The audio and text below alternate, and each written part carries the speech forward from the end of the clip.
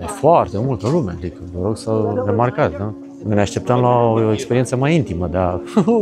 Vă invit să vedeți ce imagine superbă. Doamne, ce mă bucur, s-a clarificat cerul într-un final și uitați-vă cât de frumos arată acest răsărit aici în Angkor Wat. De unde a venit inspirația acestui templu și de ce arată așa? Există și aici o explicație, evident. Dar coborârea e destul de abruptă aici când ieșim din turnurile principale. Vă dați seama cam ce efort a fost aici realizat de către cei 300.000 de oameni care au contribuit la construcția acestui templu magnific. În templul acesta s-a filmat Tomb Raider, Lara Croft. E acel templu pe care îl vedeți în poze destul de frecvent. Parcă fiecare templu are splendoarea lui aparte, parcă fiecare templu are o uncitate așa în modul în care este construit. Doamne, cât de frumos este îmbinarea asta între natură și templu.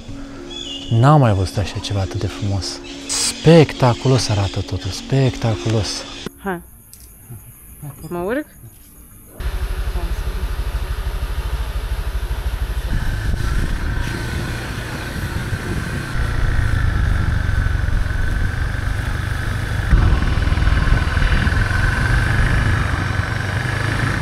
Da, și am intrat deja în Angkor Wat. Am niște emoții, Iasmin. Ceva de nu se poate. Sunt foarte emoționat că am ajuns până aici. Da? Suntem în acel moment foarte, foarte tare. Uite, grupurile s-au adunat. Noi mergem înspre răsărit. Încă nu s-a crăpat de ziua. Dar asta e bine. Și e senin. E senin. Că ieri a fost înorat. Dacă eram cu ghidul și zic, mamă, și ăsta ne ține de vorba aici și îți poate dai pierde seama, da, răsărit. las că mai meu. Se oferă o grămadă de Uite câtă ghizi. lume e Aici, da, însă hai să vedem unde e locul unde să ne punem la răsărit. Vai, ce emoții frumoase. Cred că dincolo va răsări. Ia uitați unde am intrat. Wow! Este ora 6 fără un sfert și am intrat în Angkor Wat. Vai, ce emoții frumoase avem. Într-acolo ar trebui să fie răsăritul. Sperăm că plafonul de nori nu o să ne rețină din a vedea răsăritul frumos pe care am venit să-l vedem aici. E multă lume deja și spectaculos. Uite pe acolo cum sunt oameni înșirați. Și pe aici, ăsta e locul unde se vede răsăritul din fața lacurilor și noi ar trebui să căutăm un pic până când să înțelegem ce se întâmplă. Oameni buni și frumoși, bun venit în aventura Un An cu Ghiozdan, de data aceasta într-una din cele 7 minuni moderne ale lumii. Ce emoții avem, pentru că locul ăsta este chiar special. O să vedem răsăritul și după aceea o să avem multe de povestit. În zona lacului din dreapta, cum ne uităm la templu, nu e gard și bine că am venit și pe aici, să vedem dacă e poziția mai fericită de a vedea reflexiile în apă. E foarte multă lume, adică vă rog să remarcați, da? Ne așteptăm la o experiență mai intimă, dar cam fuleanul. Ce să facem? Asta e. Foarte interesant de remarcat faptul că lacul a avansat mult. Uitați, unii oameni stau chiar în apă. E molos pe aici peste tot, dar asta semn că e abundență de apă, ceea ce pentru acest oraș a fost critic până la un moment dat. O să povestim astăzi și de ce oamenii au plecat și au fugit din acest oraș și care a fost cauza sau cataclismul care a dus la dispariția oamenilor din acest oraș magnific, orașul templu Angkor Wat. Vă invit să vedeți ce imagine superbă. Doamne, ce mă bucur, s-a clarificat cerul într-un final și uitați-vă cât de frumos arată acest răsărit aici în Angkor Wat. Ceva absolut magnific și cu lacul ăsta de aici totul este perfect. Este un răsărit așa cum mi-am dorit să fie. Se spune că Angkor Wat nu este întâmplător amplasat aici și anume în timpul echinocțiului, exact din acest tur principal, răsare soarele. Deci soarele va fi o bilă mare și roșie care va fi amplasată exact în mijlocul turnului principal. Deci poziționarea, după cum am spus, o ține cont și de astre.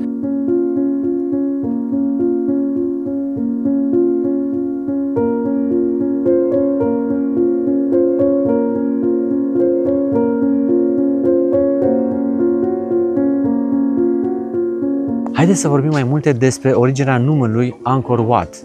Angkor înseamnă oraș, iar Wat înseamnă templu. Deci, acest loc a fost de la bun început gândit să fie un oraș-templu și de aceea trebuie să ne imaginăm că aici, de jur împrejur, erau oameni care locuiau în interiorul aceste zone atât de spectaculos gândite. Un alt lucru pe care este bine să-l știți este că Angkor Wat este unul dintre cele mai mari monumente religioase din lume, fiind de 3 ori mai mare decât Vaticanul. Aici ne referim la o suprafață de 400 de kilometri pătrați a tot ceea ce ne înconjoară. Hai să facem un exercițiu de imaginație. Cum arăta toată această alee care în capăt este închisă cu așa poartă și din care merge mai departe podul peste tot ceea ce ține de râul care înconjoară, de fapt apa care înconjoară templul. Și dacă tot am ajuns aici, o să-ți povestim care este sursa de inspirație. De unde a venit inspirația acestui templu și de ce arată așa? Există și aici o explicație, evident.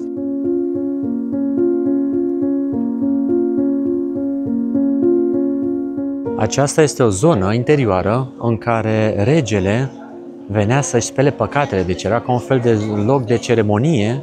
Da, avem acolo niște scări, eu cu Iasmin mă uitam și am zis, mă, acolo era asta era ca un fel de piscină, deci imaginați-vă că aici era plin cu apă și avea rol pentru un ritual, da, de purificare. Templul a fost construit de către regele Suryavarman al II-lea în secolul al XII-lea și a fost închinat zeului Vishnu.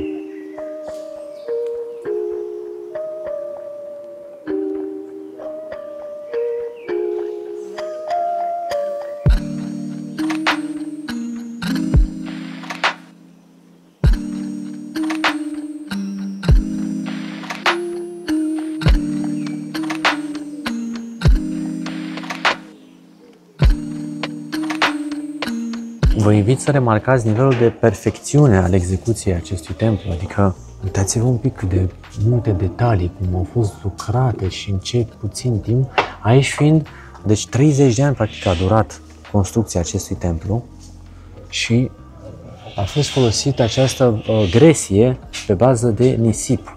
Deci tot ceea ce se vede aici sculptat, cât de perfect arată totul și aici există o pauză. Aici, uite, nu există o pauză, nu este sculptat. Aici avem sculpturi peste tot, dar aici este o pauză. De ce? Pentru că se spune că aceste uși erau încadrate de niște ornamente din lemn, care au dispărut, au fost furate de-a lungul timpului, la fel și înăuntru, vă arăt acolo sus, partea de tavan era la fel cu ornamente din lemn care au dispărut. Se spune că baza de construcție a templului totuși este această rocă poroasă, îi spune ca un fel de rocă vulcanică, dar nu este de origine chiar vulcanice, deci este o rocă de origine inferioară, dar foarte dură și care stă la baza structurii templului, peste care a venit această gresie pe care s-a putut sculpta. Deci a fost o îmbinare de rocă dură cu rocă mai moale pentru a ajunge la acest aspect fabulos pe care îl vedem aici. Iar aici se pot vedea îmbinările între bucățile care au fost prelucrate decorativ. Uitați-vă, îmbinare aici, dar poți să vezi dacă vii foarte aproape, multă lume nu vede, că dacă te uiți la distanță nu le vezi.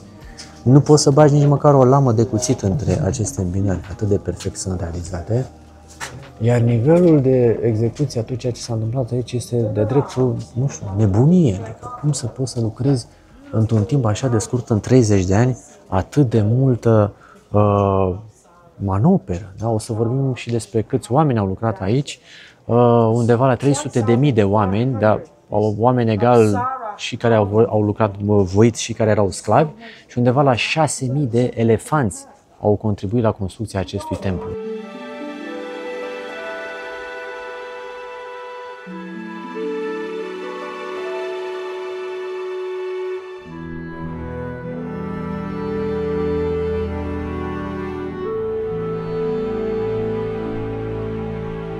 Urmează să urcăm acum în turnul acesta pe care îl vedeți în spate, iar cel mai înalt dintre acestea are 65 de metri înălțime, este cel central și sunt foarte curios să vedem ce vom găsi înăuntru. Am făcut niște documentări, cum se vede și de sus se vede, dar să reținem că el la origine a fost un templu hindus, care mai apoi a fost transformat într-un templu budist. După cum putem remarca, partea aceasta de rocă poroasă, cea dură care susține toată structura, este în interior. Peste a fost fațada aceasta construită cu gresia care a putut să permită șlefuirea foarte precisă. Se spune că tot nisipul, toată materia care a fost extrasă, pământul, da, de la construcția canalului care înconjoară templul, a fost introdus aici, la baza turnurilor, pentru a le susține, Și partea aceea de rocă poroasă pe care am filmat-o mai devreme este cea care susține structura în interior, iar deasupra a venit partea aceasta de gresie, da, care a permis să fie șlefuite toate formele spectaculoase pe care noi le vedem la exterior. Deci este un templu care este construit pe 3 straturi și deja, wow, ce frumos începe să arate Iasmin aici la răsărit. Suntem aproape în vârf. Doamne, ce frumos! E incredibil!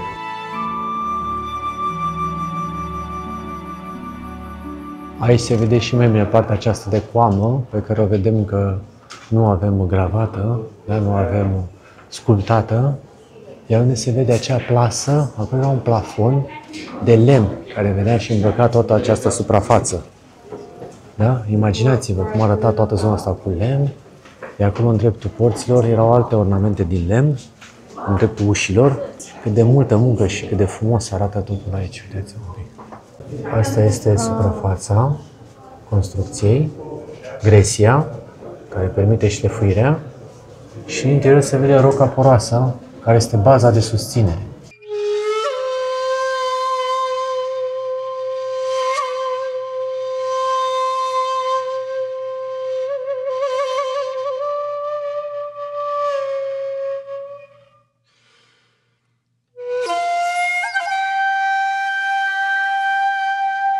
Din păcate există și acești barbari care au venit să scrie numele aici, dar ce e de reținut este că această structură, precum o vedem aici, da? Și tot ceea ce s-a întâmplat, munca oamenilor ăstora, poate fi foarte ușor distrusă, din câte am înțeles, dacă este frecată cu un pic de sare sau un pic de nisip, da? E ca un fel de șmirghel, se va mătui și va rezulta, uitați-vă cât de ușor acest efect, da? De mătuire, după care au venit omuleții să scrie numele. Foarte urât din partea lor, n-ar trebui să facă asta. Pentru a intra și în zona de mituri și legende, se spune că dacă pleci cu orice obiect de aici, din acest templu, furi, pleci cu el acasă, sunt documentate situații în care oamenii au avut foarte multe probleme, ghinioane, la un timp foarte scurt după ce s-a întâmplat asta. Deci, se spune că nu e bine să iei nimic de pe aici cu tine acasă. Da? Se zice... Acum voi faceți ce credeți, să luăm ceva. Deci noi nu o să punem mâna să luăm ceva sau să gravăm, pentru că poate să fie o problemă. Cine s-ar gândi să facă așa, să fure în templu sau să Sunt oameni care, uite, au distrus sau care vor să se gândească să ia cine știe ce bucățele de pe aici. Deci e bine să fiți, cum să vă spun, plini de respect, pentru că până la urmă acesta este cel mai longeviv templu religios din lume și cel mai bine conservat, deși a trecut printr-o grămadă de invazii și de modificări de-a lungul timpului, dar totuși, uitați-vă cum a rămas. Spectaculos. Cele 5 turnuri pe care le vedem în centrul complexului reprezintă muntele Meru, centrul universului în mitologia hindusă. În total are peste 1000 de metri pătrați de bazoreliefuri sculptate detaliat. Acesta este turnul principal, cel de care vă spuneam mai devreme, care are 65 de metri înălțime și este cea mai înaltă construcție de la vremea sa și până în momentul de față, adică tot ceea ce înseamnă zona de jur împrejur, respectiv în cei 400 de kilometri pătrați cât măsoară această zonă, da, acest templu și orașul în sine, este cea mai înaltă construcție în continuare. Iar la baza acestui turn există 4 intrări, una acolo, da, una pe spate și una lateral. Cele 4 puncte cardinale, iar în dreptul fiecărei intrări este sculptat un Buddha, pe care l-ați văzut mai devreme ca fiind sculptat parcă în fugă, parcă pe grabă, de către niște civilizații ulterioare care au venit celor care au construit complexul și care l-au transformat dintr-un templu hindus într-un templu budist. Uitați-vă cât de frumos era executată, da? Capodopera, să spunem așa, inițială, și uitați cum arată tot ceea ce a urmat după aceea. Transformările acestea au distrus mai mult templul decât să-l conserve, însă bine că totuși a rămas în picioare. Acesta este boianducul, sau cum se numește în construcție, un lemn, da, care susținea, se văd găurile din care porneau porțile care susțineau din lemn, da, și decorau intrările în fiecare încăpere din templu. Și aici se mai vede unul, dar e un pic pe contra lumina. Și acolo lipsește. Se vede că lipsește. Wow, dar coborârea e destul de abruptă aici când ieșim din turnurile principale. Trebuie să stai bine pe zona de teamă de înălțime. La urcare parcă nu simțeai așa, Iasmin, urcarea, la coborâre e un pic mai abruptă, dar e ok. Din câte am citit, urcarea asta verticală în turnuri era și ideea de a urca vertical înspre ceruri, înspre Maru, înspre sursa de inspirație a templului, spre munte, adică e o urcare bruscă spre divinitate, spre tot ceea ce ține de sacru. Exact, cum a spus și Iasmin, pentru a-ți demonstra credința, mereu sunt lucruri dificile. Acum treaba e ca de sus să nu se împiedice careva, că dacă pică la vale, problemă. Încă o dată, roca dură, da, roca pe care o avem la bază, o putem remarca încă o dată și aici. Mamă, cum erau scările originale, într-adevăr, urcai, era, ce să zic, în genunchi, în patru labe. Dar țin minte că așa era și la piramide și în toate zonele pe care le-am vizitat în zona aceasta de temple, urcarea e destul de verticală. Printre altele se spune că aici de fapt erau 12 turnuri care au fost retezate în timp. Vedeți, acolo s-a retezat, acesta este retezat. Au rămas doar cele 5 din mijloc. Asta este o legendă, nu este o certitudine. Dar am înțeles că ideea cu 12 turnuri ar fi fost atribuită celor 12 zodii, da, cele 12 luni calendaristice, și sunt multe alte legende foarte interesante pe care o să vi le mai spun în timp ce călătorim aici. Sperând din suflet că vă simțiți bine și că vă place experiența pe care o trăim împreună în Angkor Wat, un loc atât de plin de simbolistică, de, cum să spun, de istorie, de lucruri care totuși au fost destul de bine conservate aici de-a lungul timpului și noi chiar tocmai ce constatam că este primul templu de origine hindusă pe care îl vizităm în viața noastră și asta cumva este o bucurie pentru că n-am mai văzut niciodată până acum un templu hindu, chiar dacă am fost în India, prea puțin am putut să... N-am fost în interior. N-am fost niciodată exact în interior, să putem să vedem... Nici în Bali. Da, nici în Bali, să putem să vedem exact cum arată un asemenea templu. Aici, în zona exterioară turnurilor, avem partea de istorie gravată pe pereți. Uitați-vă aici ce are războaie, ce se poate vedea. Nu, ăsta nu e elefantul. Zice că în anumite zone există elefantul cu 4 colți gravat. Aici este un elefant cu 2 colți. Elefant care ar fi datat de vreo 2 milioane de ani ca și existență și totuși este gravat pe pereți, iarăși o curiozitate pe care o putem descoperi pe aici. Remarca Iasmin foarte bine că aici fiecare soldat sau înțelept, că nici nu știm exact ce se întâmplă aici, avea câte un simbol reprezentativ deasupra capului. Nu erau înțelepți, că aveau surițe, da. Făceau înțelepciune prin suriță. Dar unii aveau buvniță, alții aveau cerbi, alții aveau vaci. Deci erau iarăși niște zone de simbolistică. Poziții de atac, adică uite-te la țepușa aia Da, asta. da. Deci, Plus faptul că e înclinat așa, elefantul da, e clar că e pe o zonă de... Da, e un război. Și deci pe tot peretele acesta regăsim aceste forme în diverse variante ilustrate. Dar uite-te și tu ce frumos au postat de lungul timpului.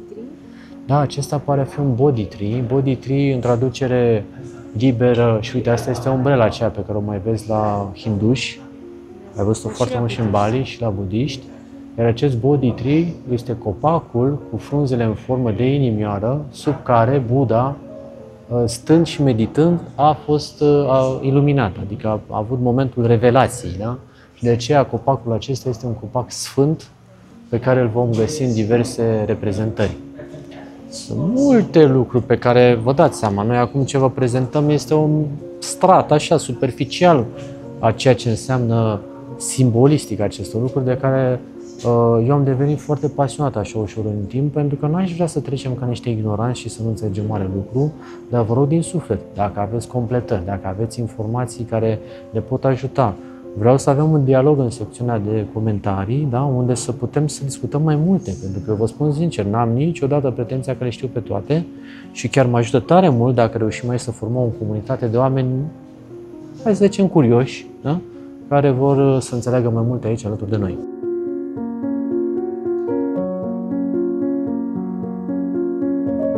Peste tot în templu o să vedeți dansatoarele Apsara, figuri divine din mitologia hindusă și budiste, cunoscute ca nimfe celeste sau spirite ale norilor și apelor. în Angkor Wat, ele sunt reprezentate în sculpturi detaliate pe pereții și coloanele templului, fiind considerate simboluri ale frumuseții, grației și feminității divine. Atât de mare a fost preocuparea pentru detalii, încât, uitați-vă, noi pe acolo mergeam, da? La nivelul acela se face vizitarea, pentru că toată suprafața a fost înălțată, probabil, nu știu, pentru a proteja de inundații sau habar n-am, dați-vă și voi cu părerea, nu-mi dau seama, însă uitați-vă puțin că inclusiv la aceste baze, da? Există decorațiuni realizate pe fiecare strat, ia uitați-vă, peste tot, da? Până la ce nivel de perfecționism s-a lucrat aici, pe mă lasă fără cuvinte, adică chiar nu pot să-mi dau seama cine a gândit toate lucrurile astea, ce fel de arhitecți, vă dați seama, au lucrat aici, au gândit toate aceste structuri atât de frumoase și atât de bine realizate, uitați-vă, incredibil așa ceva. Adică în ziua de azi nu prea mai vezi asemenea realizări, sincer. Astăzi se face totul pe bază de sticlă, beton, metal și cam atât. E mai minimalist acum. E mai minimalist, dar... Era mai maximalist, știi? Era mai adică superb. Și dacă ar face cineva acum o casă sau ceva așa, poate ar fi ciudat văzut, știi? Da, dar totuși cât de frumos și de funcționale totul. Da. Și cât de liniștit, uitați-vă un pic, poate v-ați plimbat pe la grădinile de la Versailles sau alte locuri din acestea, nu știu, Palatul Schönbrunn sau habar n-am, o grămadă de exemple de genul acesta, dar mie parcă nu creau atât așa un sentiment de liniște și de pace și de o stare de bine. E uriaș locul ăsta. Este uriaș. Și oricâți oameni ar fi, tot nu sunt suficienți încât să deranjeze. Este un sentiment așa de stare de bine, de liniște, de pace, de... Da. Bine.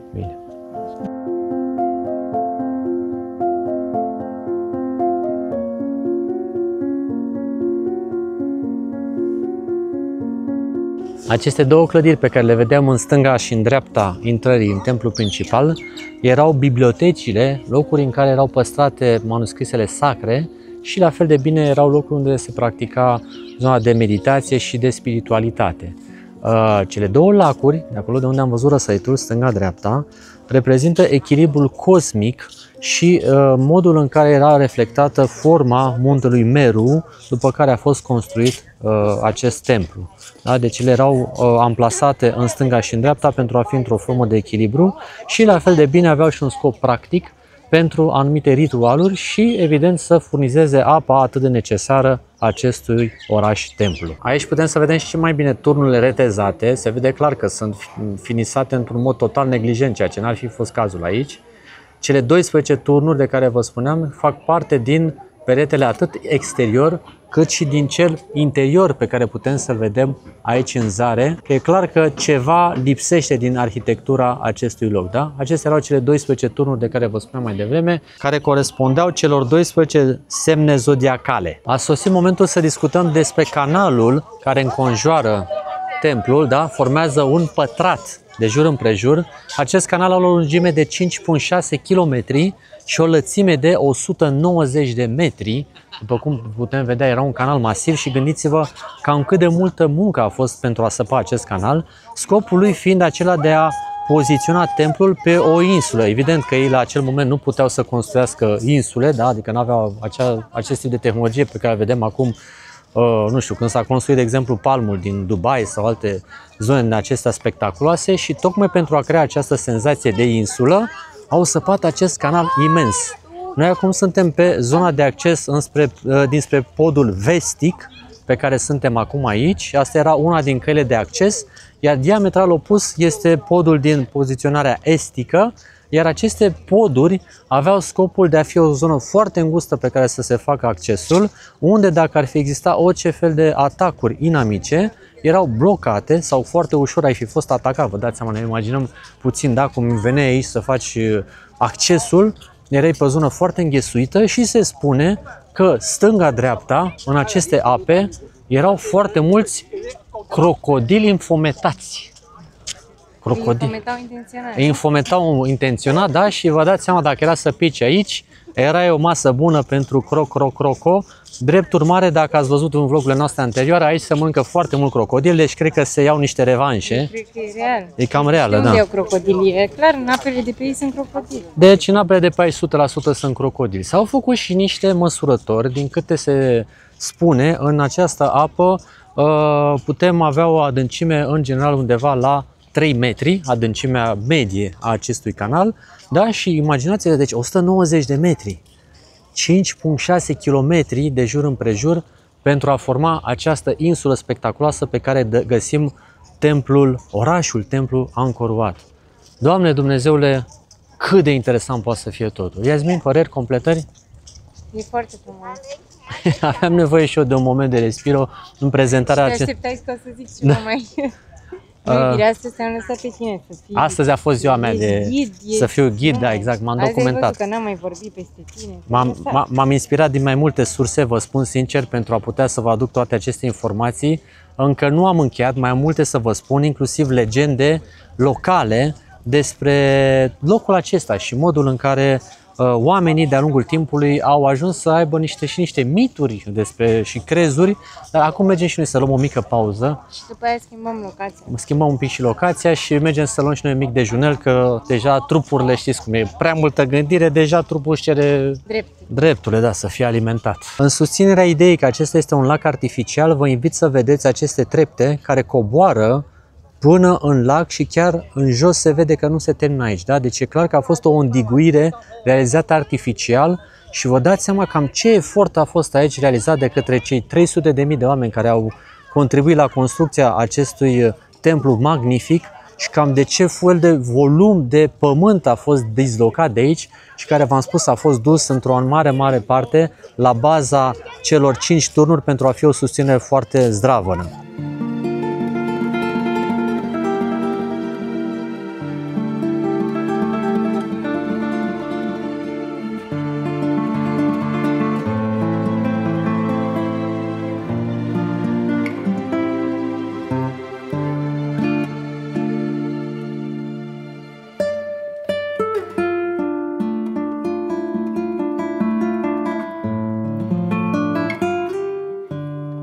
Deci noi în continuare suntem în Angkor Wat, doar că mergem acum la alte temple din zonă, unde, ce frumos e, oprim mai să facem niște poze? Deci ce frumoase sunt și statuile astea stânga-dreapta. Ce spectaculoase sunt.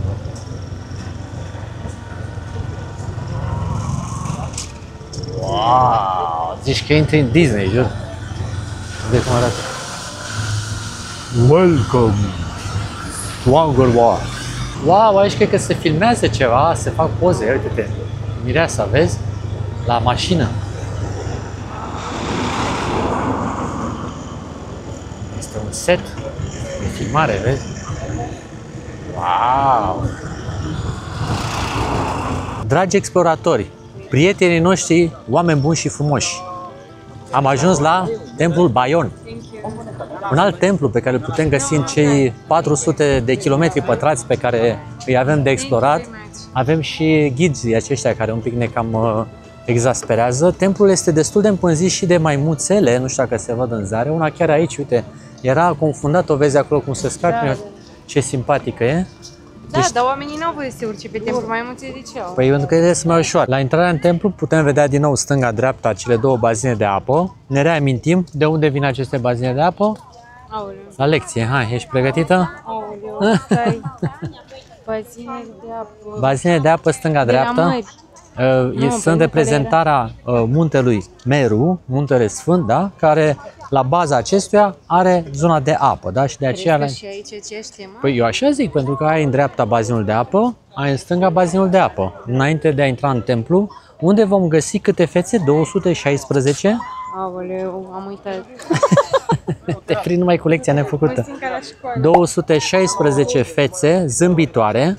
Peste 200 și peste 50 de turnuri. Da? Exact, o să mergem să le vedem și mai aproape. Sunt foarte interesante aceste fețe, deja le văd așa din zare și îmi captivează imaginația și în același timp mă stârnesc curiozitatea de ce sunt 216, nu sunt 214 sau 210. Hai să căutăm să vedem care este răspunsul. Am căutat informații pentru a clarifica enigma celor 216 fețe. Nu am găsit ceva foarte precis în tot ceea ce noi am căutat.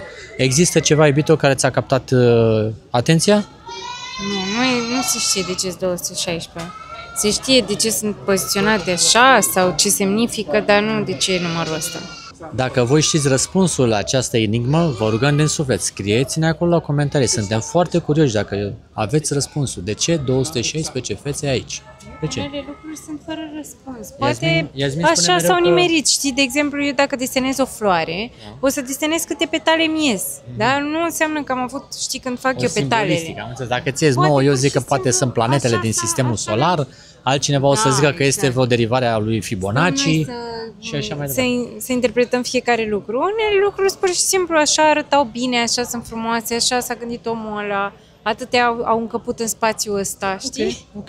Deci, cum mi-a mai spus mie Iasmin, că eu mereu când mă uit la artă, vreau să găsesc o explicație sau o simbolistică sau ceva de genul ăsta, se poate ca uneori frumusețea să stea doar în ochiul privitorului și în urechile privitorului, dacă e vorba de muzică, evident, și să fie pur și simplu așa. Așa spunea, Brâncu spunea că dacă arta te face să simți sau să zâmbești sau nu știu, sau dacă ți se pare frumoasă, pur și simplu asta era sensul. Nu trebuie neapărat să stai să înțelegi ce vrea să însemne, știi?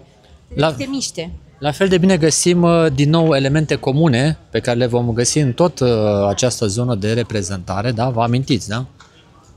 De aceste doamne, ca să le spunem așa, aceste siluete diafane care sunt prezente peste tot ca elemente de protecție ale templului, la fel elementele de feminitate și comunicau cu zeii. Deci se pare că femeia e la baza putere. Casei. Da. Da? Femeia la putere. Are Nu sunt, puteri magice. exact, nu sunt luptători, nu sunt soldați, sunt aceste femei, da, Care și ele sunt zâmbitoare. exact, totul este pe stare de bine aici, pe zâmbete.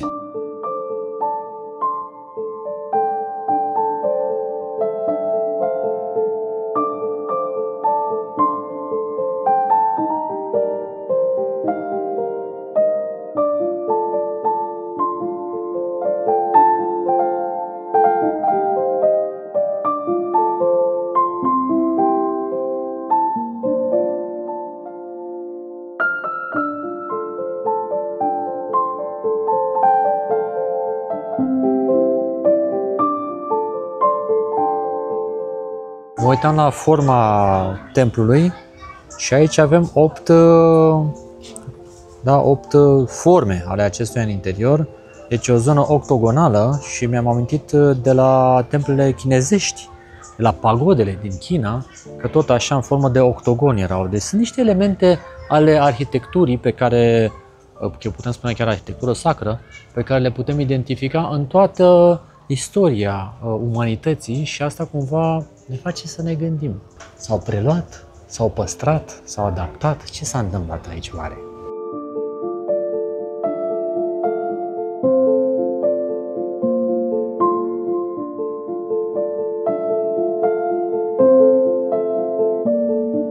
Dacă bine remarcați, în vârful fiecărui turn, pe lângă cele 4 fețe, avem și o floare de lotus, acolo unde au mai rămas încă prezente și vizibile. Anumite zone clar au fost distruse de către trecerea timpului.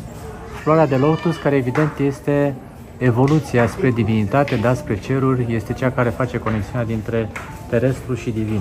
În toate zonele acestea de deasupra ușii, deasupra tocului, există niște triunghiuri. Uitați, acolo un triunghi. Aici un triunghi, aici un triunghi, peste tot, peste tot.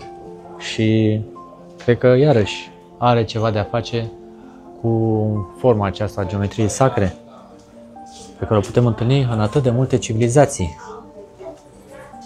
E un templu care, așa cum am remarcat și azi mai devreme, nu s-a păstrat foarte bine în timp. Se vede că n-au fost aceiași meșteri. Vezi cum sunt cărămizile unite, cum se vede între ele, zici că arată ca un puzzle. Puzzle, da. Hai să intrăm un pic să vedem mai aproape. Da, e un puzzle prost făcut. Uitați-vă un pic, da. Deci la cărămizi, cum sunt sudate între ele, nu pare că ar fi fost cel mai bine așezate. Uite cum arată și aici. Adică față de ceea ce am văzut la Angkor Wat, aici pare că au fost niște meșteri mai doreli, așa. A fost pe bani mai puțin, ceva a fost greșit la lucrarea asta. E un pic mai târziu făcut templul, din câte am înțeles, în secolul al XIII-lea. dar v-am spus, se vede că nu e aceeași calitate a execuției, adică inclusiv nivelul de detalii, da, se vede că nu sunt atât de minuțios realizate. Am mai citit că există o teorie, vedeți, în centrul fiecărui turn există o gaură și se spune că prin acea gaură, în momentul în care soarele pica perpendicular, intra o rază de lumină care pica în interiorul templului și aici de obicei erau niște cutii care conțineau niște cristale și care reflectau acea lumină și creau o energie aparte. Acum, iarăși, o teorie, nu pot să vă spun ca fiind o certitudine, dar am remarcat aici gaura foarte evidentă pe care o avem în acest turn, alături de triunghiul, piramida, da, pe care o putem remarca, la baza fiecărui toc. Bam, bam, bam. Și aici mai puțin vizibilă, da? Dar totul este conform cu teoria pe care am enunțat-o până acum. Deci e cam primul templu în care văd aceste forme geometrice atât de evidente. Am descoperit și o zonă, vedeți, asta e un fel de gaură astupată, se vede clar, e o gaură astupată, care se spune că mergea mai departe în pământ, dar nu se vede prea bine aici, și care corespunde evident unui alt turn a celor 4 fețe zâmbitoare, care avea acea gaură sus, da, prin care pătrundea lumina. Lumina, raza soarelui, pica exact aici, în centrul acestei găuri, care se spune că de multe ori avea o gaură și mai profundă în pământ, unde jos era o cutie care conținea aceste minerale, cu niște conexiuni de cupru și de aici se genera o energie, v-am spus, aparte. Sunt multe povești de spus aici, dar aș vrea să nu speculez mai mult de atât. Îi las pe cei mai în măsură să se pronunțe. Noi remarcăm încă o dată, Iasmin, ești fascinată de ce se întâmplă aici sau... Da? Ești pe fază? Că te pic la lecția de istorie. Ești foarte inteligent. Nu sunt inteligent, îmi place să fiu curios uneori și să nu trecem pur și simplu să vedem doar primul strat. Frică de pietrele. Da, pietrele arată într-un mod foarte, să zicem, fragil aranjat. Da. Mai ales că au mai picat câteva. Da, Doamne ferește, Doamne ferește să fiu. Gălegioși mai sunt oamenii ăștia. Hai să fugim de aici că ne strică atmosfera. Ce am mai remarcat este că aceste zone de captare a luminii se potrivesc pe colțurile celor 4 laterale ale pătratului. Da? Deci în colțul acesta de 90 de grade avem zona de captare, plus în cealaltă zonă unde este doamna aceea, exact unde un capăt după dânsa, o să se vadă cealaltă zonă de captare. Uitați-o, ia uitați. Vedeți acolo? Aia e zona de captare pe un colț, asta e zona de captare pe un colț. Da? Și dacă mergem mai departe în templu, o să găsim exact în colțuri aceste zone de captare ale luminii. Iasmin, unde a fost filmat Tomb Raider, Lara Croft? Nu aici, da? Dar în orice caz, imaginația asta este stârnită la tot pasul pe aici, mi se pare fascinant. Am descoperit în hinduism aceste altare, se numeau lingam și ele aveau o formă sferică pe care se toarnă apa și de unde apa curge. Deci se poate ca acele găuri să fi fost și o sursă prin care să fi picurat apa și să ajungă pe lingamurile acestea, da, în scop de ritual. Mă uitam că forma asta de coamă, așa, parcă arată și un pic ca un stil gotic. Poate fi stilul de la care s-a inspirat goticul, numai că aici gândiți-vă că nu aveau niciun fel de elemente de rezistență, adică piatră cu piatră era îmbinată într-o formă de zigzag, să spunem așa, care se susținea una pe alta. Multă măestrie ce au avut oamenii ăștia pe aici. Exact, ca la Tetris, mi se suflă din cască. Fețele zâmbitoare pe care le vedem la tot pasul aici reprezintă compasiunea zeilor pentru oameni, pentru viața de pe pământ. Vedeți că este un zâmbet foarte enigmatic. Și ceea ce ne-a fascinat aici este că inclusiv în reprezentările pe care le-am văzut a lui Buddha, are acest zâmbet care în colțul gurii este un pic ridicat. Da? E un zâmbet neutru și ridicat în colțurile gurii. Deci cam asta vrea să reprezinte, da? Compasiunea zeilor și practic mila pe care o au pentru pământeni, dar în egală măsură și susținerea lor pentru viața pe care o trăiesc pe acest pământ. Acest zâmbet evident a ajuns să fie denumit și zâmbetul Khmer, pe care sincer nu l-am mai văzut în altă parte decât aici. Acum studiem puțin mai bine forma din exterior. Avem această formă de pătrat care este împărțită în aceste 4 triunghiuri, fiecare pentru o zonă aparte. Royal Pantheon, Buddhism, Vishnuism și Shivaism. Numai că aici, după cum putem vedea, acest octogon care conține aceste piramide, ia uitați-vă ce conține, cum arată această formă. Ia să vedem dacă ghicește cineva ce e aici. ați înțeles bine, este floarea de lotus care constituie toată forma templului. Da? Deci nu este gândit întâmplător, ci este o formă bine structurată. La exterior, stânga-dreapta, sper că nu mă înșel, sunt iarăși bibliotecile, da? Locul în care erau ținute manuscrisele sfinte. Aici avem o bibliotecă și în cealaltă extremă se poate vedea cealaltă bibliotecă în exact intrarea aceasta principală. Nu știu cum, e ceva în mine care parcă nu mă lasă să mă opresc din studiat, din cercetat, E o chemare pe care o simt aici și chiar mă bucur tare mult că în acest loc am reușit să înțeleg mai multe despre hinduism și despre modul în care au fost realizate aceste temple, care au fost mai întâi hindu, apoi budiste. De fapt aici a fost prima oară budist, apoi hindu și iarăși budist. Și uitați cadrul ce frumos se completează cu acest călugăr care trece pe aici prin calea noastră. O apariție exact emblematică, aș putea spune, a modului în care vă dați seama că se întâmplau lucrurile pe aici, pe vremuri. Iubito, te rog, trage niște poze, că îmi place foarte mult de băiatul acesta. N-ai de ce, pentru că și el se simte bine în ceea ce face și noi ne simțim la fel. Uite, a mai ieșit un călugăr. Adică gândiți-vă ce frumos era pe vremuri, da? Când aici era curtea asta plină de călugări care se rugau în aceste ținutele lor atât de portocalii și de spirituale. Cam ce imagine, aș putea spune chiar cinematografică, avem în acest moment. Dar sunt curios, când mă duc să văd acolo pe Lara Croft și pe Tomb Raider. Avem încă în continuare de explorat. Cred că o să iasă un vlog de vreo 4 ore sau o să-l împărțim mai multe bucăți. Dar asta e, dacă ne place ceea ce vedem, nu putem să ne abținem. Aici putem vedea acea rocă de care vă spuneam foarte poroasă, o vedem mai bine, care a stat la baza construcțiilor aici.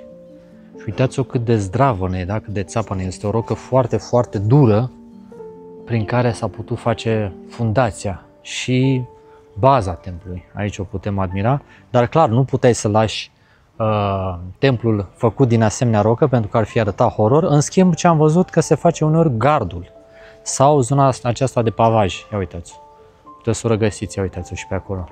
Da? Deci tot ceea ce ține de, să zicem, zone mai neglijate, găsim genul acesta de rocă poroasă. Da? Tot ceea ce ține de frumusețe este gresia aceasta, o vedeți, care este ușor de șlefuit, nisipoasă, se și vede de cum strălucește. Hello, Romania, I'm from Romania. Yeah, I'm Cambodia. Cambodia and Romania, friends here, nice to meet you. Yes, nice to meet you too. Nice to meet you, I'm Alex. Yeah, Can- I'm Chris. Can I shake your hand? Yeah, Okay, nice to meet you, Chris. yes, Like this? Like Okay, this. like this. Thank you, nice to meet you, Chris. yeah.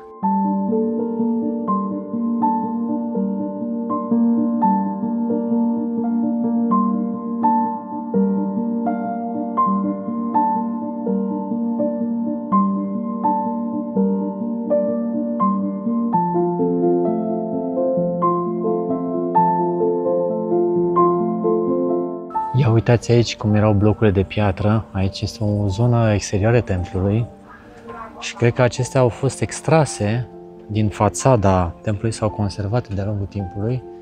Nu sunt așezate la locul lor, dar e fascinant să poți să le vezi. Vă dați seama câtă muncă era să poți să sculptezi și să le aranjezi de asemenea natură, să pice perfect formă peste formă pentru a putea să construiești acest mare puzzle, așa cum spunea și Iasmin mai devreme, în forma în care noi putem să o vedem în modul de față. Da? Deci toate zonele acestea, uitați, un perete de structuri de piatră pe care nu le mai putem vedea la locul lor.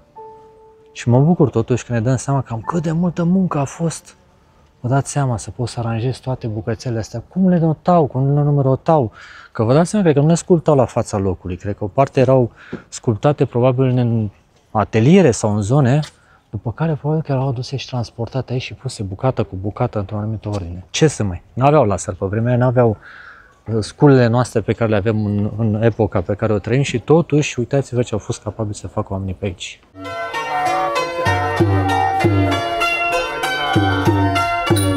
Iată, ne ajungi și într-un mediu absolut idilic în care cântă acești oameni, la templul Taprom. Scrie în română. Scrie în română? Cauza glanților de război. Wow, hai să dăm și niște bani, deci sunt niște oameni care sunt... Scrie și în română? Probleme, da? Nu vezi că n-au mână sau picior. Ah. înțeles. Păi hai cu banul. Și un domni orb. Da, un domni orb. Extrage de aici banul.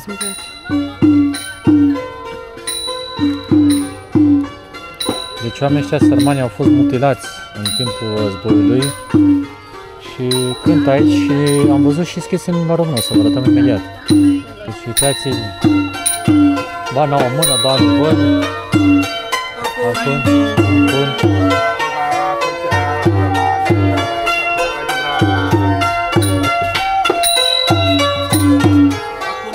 Sărmani, uite ăștia, n-au mâini, n-au picioare, n-au... Sună foarte frumos. Chiar cântă foarte frumos, impresionant. Impresionant până la lacrimi. Te văd că ești până la lacrimi. Peste tot, vă dați seama, sunt oameni care au avut de suferit în urma atrocităților. Dacă n-ați văzut vlogurile noastre anterioare, să înțelegeți. Din război, cred, din război, din tot ce a fost în țărișoara asta atât de înțeleg. Din războiul cu Vietnam, când au fost și aici au căzut o grămadă de bombe. O țară foarte, foarte încercată. Dar foarte frumos cântau, minunat de dreptul. Completau atmosfera templului în care urmează să ajungem acum. Mamă, fii atentă tu cum a picat. Cred că a fost un trăzne sau ceva. Fii atentă cum a picat. Vezi? Mamă, dacă dădea asta în tine, zdrențe te făcea. Pentru a deschide seria curiozităților, în templul acesta s-a filmat Tomb Raider, Lara Croft. E acel templu pe care îl vedeți în poze destul de frecvent, unde natura și rădăcinile copacilor au intrat prin templu și au format așa o simbioză perfectă și sunt foarte curios să văd dacă feeling-ul pe care l-ai aici la fața locului, sentimentul, se potrivește cu ceea ce am văzut în film și în Dar putem poze. să ne mai uităm la film? Eu nici nu l-am văzut, sincer, dacă Eu nu mai știu. nici nu l-am văzut. E cu Angelina Jolie. Putem să ne uităm? Ne uităm, da, sigur.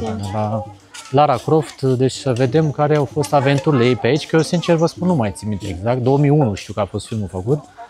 Cu cinematografia încă mai amintesc și nu mai documentez. Dar, iată, începe să se arate. Ia uitați ce minunăție. O să povestim mai multe despre templu odată ce intrăm în acesta, pentru că are multe conotații foarte interesante, dar clar a fost gândit de la început ca fiind un templu budist. Vă rog să remarcați cele două lacuri, da? Stânga-dreapta, la intrarea în templu, clasica situație, da? Ați reținut deja ideea, asemănarea cu muntele Meru, care este sursă de inspirație pentru toate aceste temple hindu, budiste, da? Întotdeauna au apa. Apa, evident, simbol al vieții. Stânga-dreapta, pe mijloc podețul și, evident, pe partea cealaltă, diametral opusă, este un alt podeț pentru a ieși. Hai să pătrundem. Ești gata? Da. Parcă fiecare templu are splendoarea lui său aparte, parcă fiecare templu are o unicitate, așa, în modul în care este construit.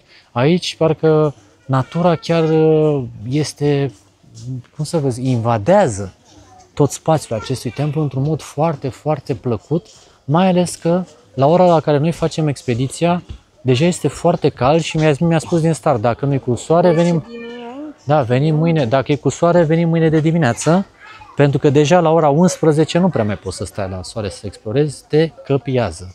Deci, de reținut că templul ăsta e bine de făcut la ora aceasta, fiind destul de multă umbră în el. Ia uite ce frumos se vede. Vai! Super! Începe deja să-mi placă foarte mult ceea ce văd. Hai, Lara Croft, hai! Remarcăm din nou triunghiul de deasupra tocului ușii. Ia uitați-l. Triunghi din nou. Deci elementele sunt destul de comune. Iar aici, odată ce am trecut de zona care delimitează, să spunem, gardul care delimitează zona templului, avem, cum e ce iubita, că îmi scapă termenul. Cum îi spun? Naga. Este un balaur ca un fel de șarpe cu 7 capete, care de obicei îl are în centru pe Buddha, sau este ca o umbrelă protectoare care se duce mai departe acest șarpe, da? Ca o formă de balustradă, să spunem așa, de-a lungul podului care face acces, sau scărilor în general, care face accesul către templu, fiind un element de protecție pe care o să-l întâlniți mereu când veniți în zonele acestea hindu și budiste.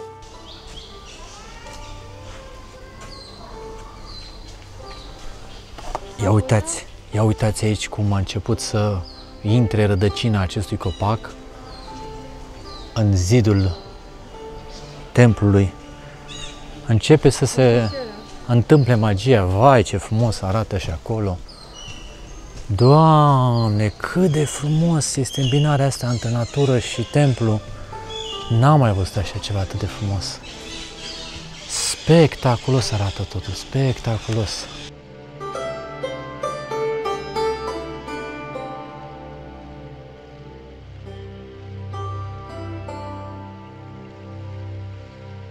Am lăsat în mod intenționat microfonul fără anularea zgomotelor de fundal, tocmai pentru a putea auzi ce frumos se aud păsările de peste tot, de pe aici, de prin copaci. Este un concert, este o sinfonie și sunt convins că la orele dimineții se aude și mai frumos. Ia uite, bau, cichi, bau, uite cine a ieșit de acolo, din scorbură, bă, frate, de acolo. Poate dădea și vreun șerpișor ceva, îți dai seama, nu m-aș fi băgat acolo nici să mă bat, sincer. Sperăm că a meritat. Da, că a meritat. Uite cum arată și formele astea aici, vezi, prăbușite, probabil că erau parte din templu și s-au prăbușit sub propria greutate. Uite ce apocaliptic arată totul pe aici, sincer, nu? Este cu totul alt aspect.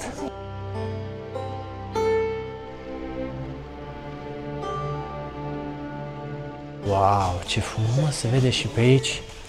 Mamă, și ia uitați ce am găsit, cât am mai miniapodul. Foa, mai cât 2 degete de la noi, uitați-vă cât de mare e și e viu. Ce-ai găsit? Miniapod, ia uite cât de mare e.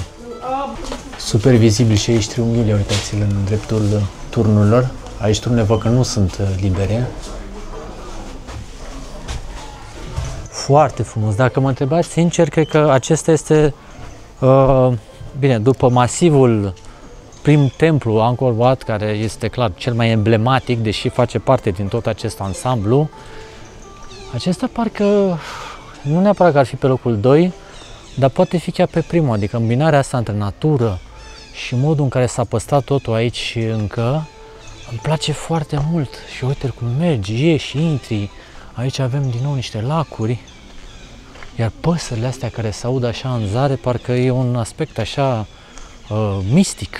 Zici că ești de pe vremea dinozaurilor, nu așa se aud? Sunt niște păsări. Poate sunt din alea mari. Poate din alea mari. La cât de mari sunt copacii, nu m-aș mira, sincer. E o anomalie. Da, e ceva total altfel aici. Foarte mult îmi place, sincer.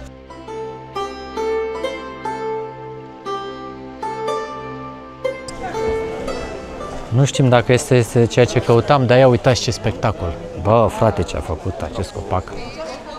Copacul, nu știu cum se numește exact, poate e o denumire, bine, e o mare coadă aici, vă dați seama. Copacul parcă se numește copacul monstru, așa am înțeles că îi mai spun localnicii. Și uitați-vă un pic ce curgere, uitați cum s-au dus și pe acolo rădăcinile, incredibil, ce spectaculos arată acest copac. Fabulos ce s-a întâmplat aici.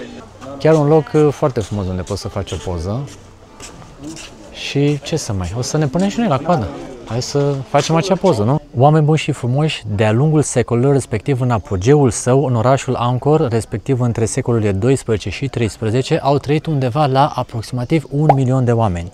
Dar haideți să înțelegem ce anume a dus la evacuarea acestui oraș și la distrugerea sa treptată datorită unor fenomene externe și interne. Primul fenomen la care și noi ar trebui să fim foarte atenți a fost o secetă intensă în secolele 14-15 care a dus la secarea treptată a rezervelor de apă potabilă. Asta a dus ca în secolul al XV-lea oamenii să migreze masiv de aici pentru că literalmente nu mai aveau cum să-și asigure atât apa potabilă cât și resursele pentru a putea cultiva hrana de care aveau atât de multă nevoie. Deci o suprapopulare a acestei zone, a acestui oraș, iar lipsa apei a dus la o foamete, da, care a făcut pe oameni practic să părăsească orașul treptat. În anul 1431, Ayutthaya, actualmente regatul Thailandei, a cucerit această zonă și asta a dus iarăși la o migrare a populației. Ia uite, păsările astea intră peste mine să mă astupe. Da, o migrare a populației din această zonă din cauza acestui război. După aceste invazii, capitala a fost mutată în Phnom Penh. De ce? Pentru că Phnom Penh are acces la râul Mekong, râul acesta foarte lung care traversează o mare parte din Asia de Sud-Est și prin care astfel ar fi avut acces la resursele atât de necesare. Da? Deci aici nu mai existau resurse, nu mai exista apă potabilă, nu se mai putea face agricultură, nu se mai puteau asigura hrana și existența oamenilor, Phnom Penh avea acces la râu, avea acces la comerț, avea acces la dezvoltare și aducere de resurse pentru dezvoltare. Deci iată cum raționamente economice cât și climaterice au dus la părăsirea acestui oraș, la fel de bine ca migrarea de la hinduism la budism și practic orașul și-a pierdut treptat din importanța așa sa religioasă. Da? Deci de aceea oamenii au plecat din acest oraș, l-au abandonat, dar totuși acesta a rezistat intemperiilor timpului și oamenilor și astfel am avut ocazia să putem să vizităm un loc atât de minunat. Deci, oameni buni și frumoși, cu speranța că acest material v-a plăcut, nu uitați să lăsați un like, un subscribe, ne ajută foarte, foarte mult și vă las și cu o întrebare. Credeți că în ziua de astăzi, în timp de 30 de ani, ar putea să fie construit un asemenea loc? Voi ce părere aveți? A fost realizat în 30 de ani sau nu? Este posibil astăzi, acum cu tehnologia modernă, să mai construim asemenea locuri? Eu sunt foarte curios de opinia voastră.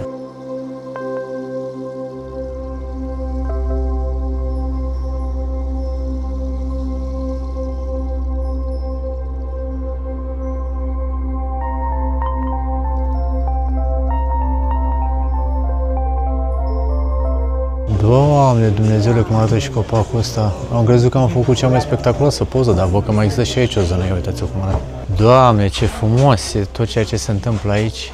Incredibil. Bă, dar cum arată bucățile astea. Uite ce rădăcinoace, cum s-au băgat peste tot aici și cum și-a făcut de cap natura. Deci că e un șarpe din ăsta, un anaconda din ăsta gigantic, așa arată. Nu zici că e un anaconda gigantic? Uite cum vin așa astea două. Cum se vede și aici în cadru, ia uite cum zice Duhul. E incredibil. Îți ia imaginația. Și da, și templu, cum este înconjurat aici, ceva spectaculos. Îmi place tare mult că e așa foarte intim totul, vezi? Mergi pe podețul acesta și ai o zonă de intimitate totală. Acum nu știu dacă eu am nimerit exact ceea ce am citit, dar se poate ca aici să fie în centru zelul soare, dar nu se prea vede, na, arată cum arată, asta e situația. Iar de desubt vedeți că sunt 9, să zicem, discipilor, da? 9 entități care se închină la zeul soare. Sunt 9? Sunt 9. Păi și de sus ce sunt? Cei de sus sunt asistenții, nu știu cum să mă exprim, dar cert este că am citit undeva că aceste sunt manageri de proiect, da. Iar aceste 9 entități ar putea fi asociate, dar încă o dată nu este o certitudine, cu cele 9 planete. Și de aici se naște întrebarea, dar cum știu oamenii ăștia acum 900 de ani că există 9 planete? Și tu că există 9, poate mai există și alte 9 chestii, poate făcea fiul să 9 ani. Poate... Și, da, exact, și mai ales că 9 planete s-a descoperit că Pluto este în sistemul nostru solar cu mult după ce acesta a fost construit. Deci sunt multe lucruri neînțelese. Eu nu cred că cele 9 planete, pur și simplu poate avea 9 iubite, poate avea 9 servitoare. Părerea voastră care e? Eu așa am citit, da? Că zeul soare și că sunt 9 discipoli și că planetele și ați înțeles ideea. Poate. Continuăm incursiunea înspre necunoscut. Exact, putem să intrăm într-o zonă mai lumească numită de Motans și în continuare ne bucurăm de această verdeață, această nuanță de verde pe care o putem observa peste tot. Și cred că, mamă, uite și copacul în spate, cum arată acum, îl văd. E incredibil, Doamne, deci atât de frumos e aici, iar verdele ăsta v-am spus că este un fel de mușchi care se depună pe rocă, pentru că ați văzut că roca fiind la bază, da, pe nisip, da, o zonă de nisip, cred că aderă foarte ușor acest gen de mușchi aici să crească pe tot ceea ce vedem împrejur. Același copac pe care l-am văzut pe partea cealaltă a zidului, uitați-l și aici ce spectacol a creat. Și cred că are multe sute de ani copacul ăsta, sincer. Adică cred că, nu știu dacă neapărat o fi deodată cu templu, că probabil că l-ar fi eliminat. Nu, că au zis că au păstrat toată natura. Deci se poate să fi fost chiar din timpul construcției templului, că spunea Yasmin că... da, ar putea să fie un copac de 1000 de ani. Deci, cred că poate să... Știi că noi am vizitat un copac de 1000 de ani, da, mai știi? Da, vă lăsăm link. Am vizitat și unul de 1000 și am vizitat și unul de 700 de ani. Bine, da, 1000 e top. Da, 1000 e topul din ce am văzut noi și știu că mai există și niște măslini, am văzut în comentariile voastre pe care mi le-ați văzut. Chiar, lăsați-mi un comentariu care este cel mai bătrân copac pe care l-ați văzut. Chiar mă interesează să știu, să vedem dacă găsim vreunul mai vechi de 1000. Poate găsim de 2000, de 3000, cine știe. Wow. Te-am văzut că era aici. Figură. Băi, frate, dar nu te poți sătura de cât de frumos e templul ăsta. Serios, serios să spun, Iasmin, cam devine top. Ăsta mie îmi place cel mai mult, vă spun sincer. Cel mai mult. Extraordinar.